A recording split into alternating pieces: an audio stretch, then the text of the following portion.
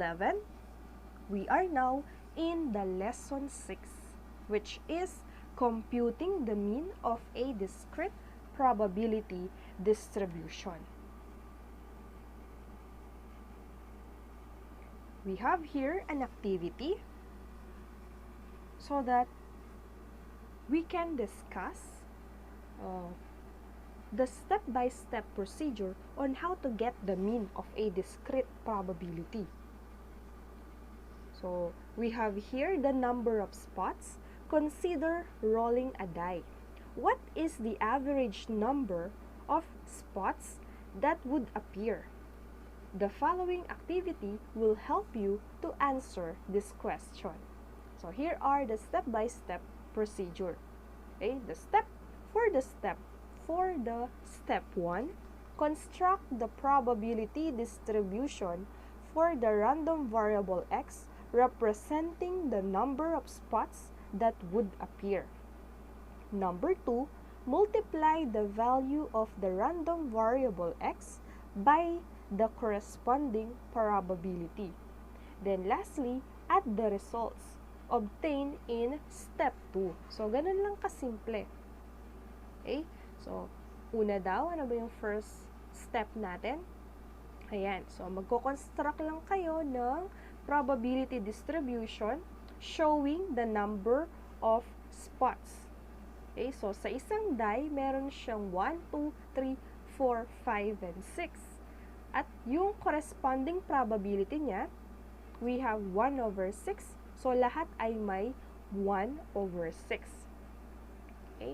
Kasi, ang spot na 1, meron lang siyang probability na mag-appear is, ang probability na mag-appear niya ay 1 over 6.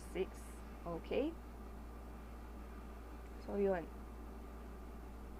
The next one, multiply the value of the random variable x by the corresponding probability.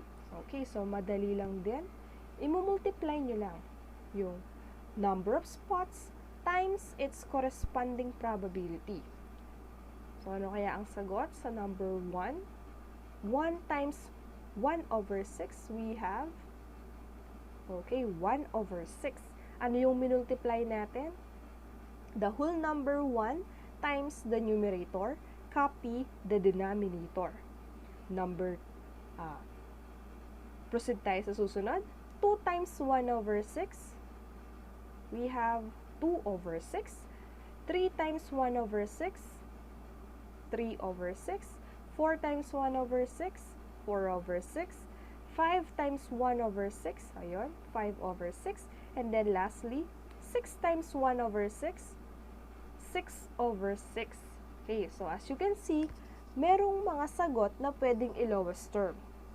Pero, wag muna natin i-lowest term para mamaya mas madali silang i-add kasi similar fraction. Okay?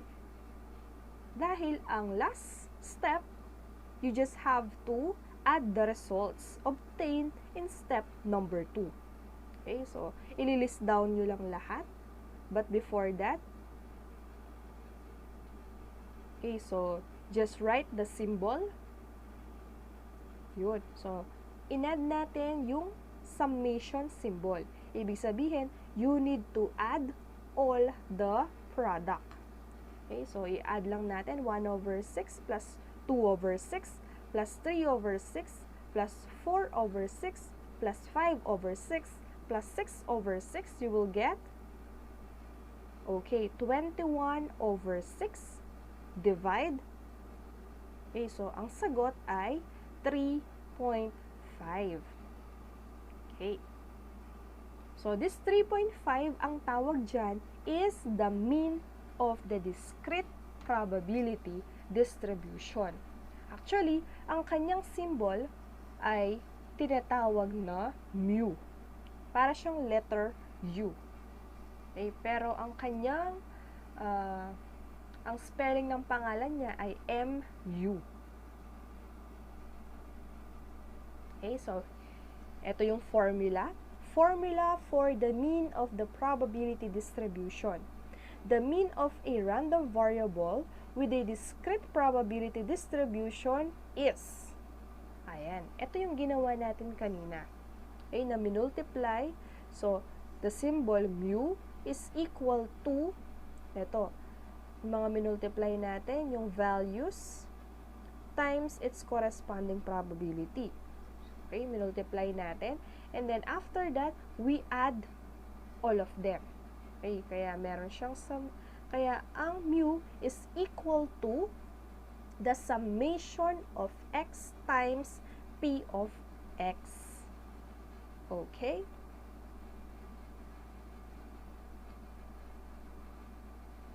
Okay, another example or another activity.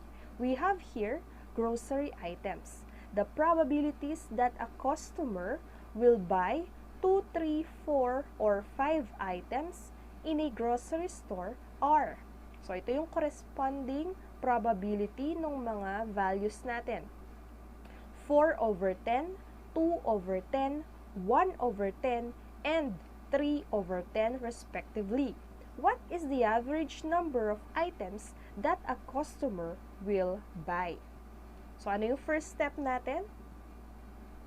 Okay. So, first step, you need to construct the probability distribution.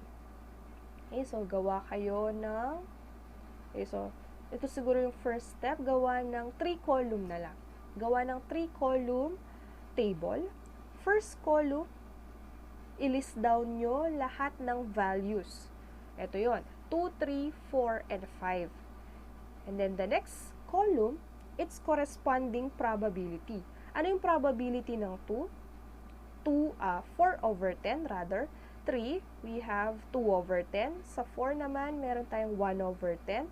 And then sa 5, 3 over 10.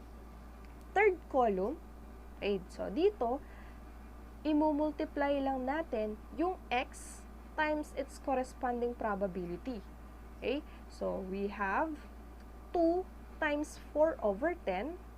We have 8 over 10. Anong mga minultiply natin? The whole number 2 times the numerator. Then copy the denominator. Next one, 3 times 2 over 10. Sagot, 6 over 10.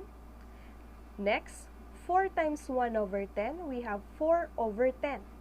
And then lastly, 5 times 3 over 10, we have 15 over 10. Ano yung next? Okay, so after we multiply all the values times its corresponding probability, okay, you'll just get the summation. So, i-add lang lahat. Okay, sabi ko kanina, huwag kayong maglo-lowest term kasi mas madaling mag-add kung pare-pareho ang denominator. Okay, so, add lang lahat. Makuha na 8 over 10 plus 6 over 10 plus 4 over 10 plus 15 over 10 is equal to 33 over 10. Okay, so i-divide natin. You will get 3.3. Mu is equal to 3.3. Okay, so ito na yung min natin. Diba?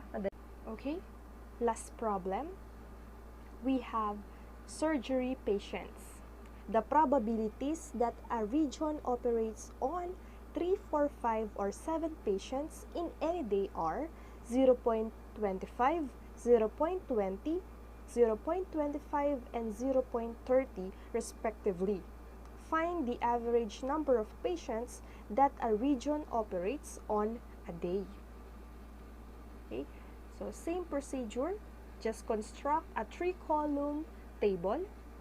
First column, we have the values of x. We have 3, 4, 5, and 7. And its corresponding probability. Ayan. So, sa 3, meron tayong 0.25.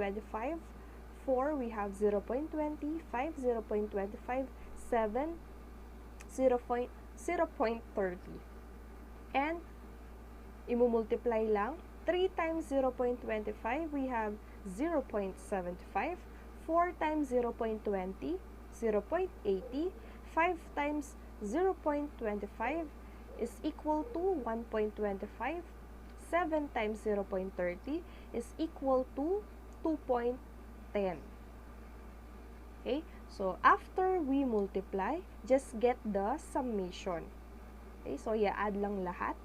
0.75 plus 0.80 plus 1.25 plus 2.10 is equal to, okay, so our mean of the discrete probability distribution is equal to 4.90. Okay, so ganun lang kadali.